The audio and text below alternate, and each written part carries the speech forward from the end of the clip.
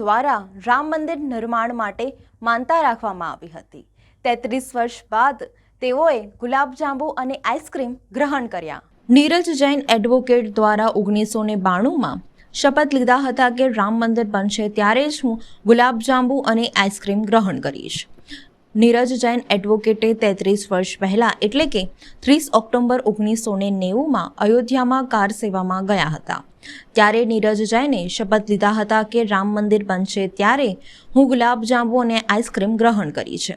આજે 33 વર્ષ પછી 22 જાન્યુઆરી 2024માં શ્રી રામનું ભવ્ય મંદિર નિર્માણ કરવામાં આવ્યું હતું। ત્યારે આજે નીરજ જૈન દ્વારા હનુમાન દાદાની પૂજા અર્ચના અને આરતી કર્યા બાદ બાધા પૂર્ણ કરી હતી। નીરજ જૈનની પુત્રીઓએ ગુલાબજાંબુ અને આઈસ્ક્રીમ ખવડાવ્યું હતું। આ કાર્યક્રમમાં નીરજ જૈનના પરિવારના સભ્યો સાથે મિત્રો અને કાર્યકરો ઉપસ્થિત રહ્યા હતા। આ કાર્યક્રમમાં મોટી સંખ્યામાં રાહદારી લોકોએ અને સ્થાનિક લોકોએ આઈસ્ક્રીમ અને ગુલાબજાંબુનું ગ્રહણ કર્યું હતું। આજે આપણી વચ્ચે ગુજરાત વિધાનસભાના દંડક માનનીય બાળુભાઈ શુક્લ, કારેલીબાગ વિધાનસભા, આપણી રાવપુરા વિધાનસભાના ધારાસભ્ય અને નીરજભાઈના ખાસ મિત્ર છે એવા બાળુભાઈ આપણી સાથે છે। નીરજભાઈએ જે બાધા રાખી હતી, બાળુભાઈ આપ એના માટે શું કહેશો? આજે શું ઉત્સવ છે?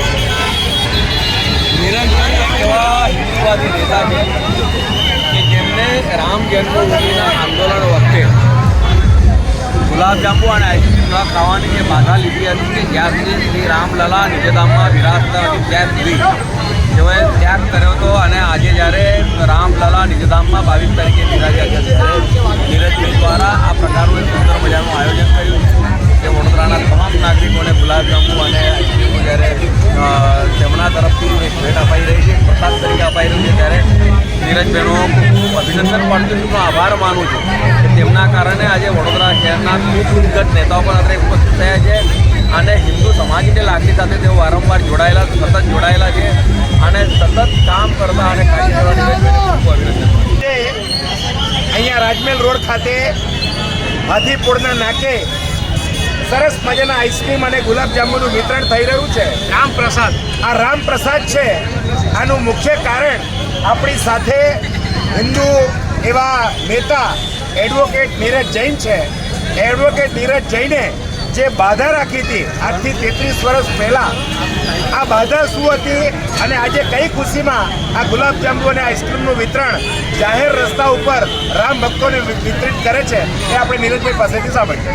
1990માં કાર સેવામાં ગયો હતો ત્યારે 30 ઓક્ટોબરે રામલલાના મંદિર પાસે જ બાધા લીધેલી કે જ્યાં સુધી અયોધ્યામાં ભગવાન રામનું ભવ્ય દિવ્ય મંદિર નહીં બને ત્યાં સુધી ગુલાબજાંબુ નહીં ખાવું।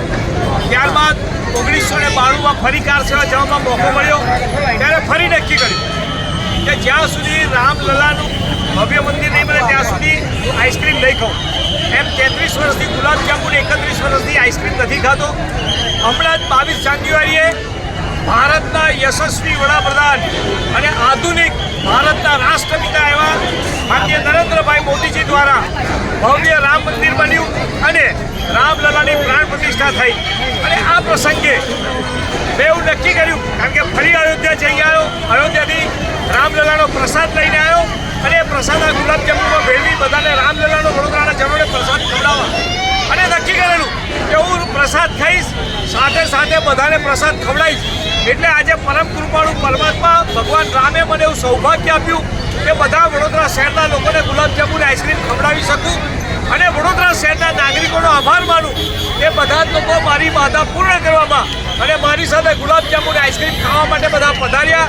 એ બધા હું સર્વે વડોદરા નાગરિકોનો આભાર માનું છું અને રામનો પણ આભાર માનું છું કે તમે મને એવી શક્તિ આપી કે જેના કારણે વડોદરાના લોકોને હું આઈસ્ક્રીમ અને ગુલાબજાંબુ ખવડાવી શક્યો। આજે કેટલો આઈસ્ક્રીમ, કેટલો ગુલાબજાંબુ વિતરિત થયો? 15,000 લોકો સુધી પહોંચે એટલો ગુલાબજાંબુ અને એટલો આઈસ્ક્રીમ વિતરિત થયો છે।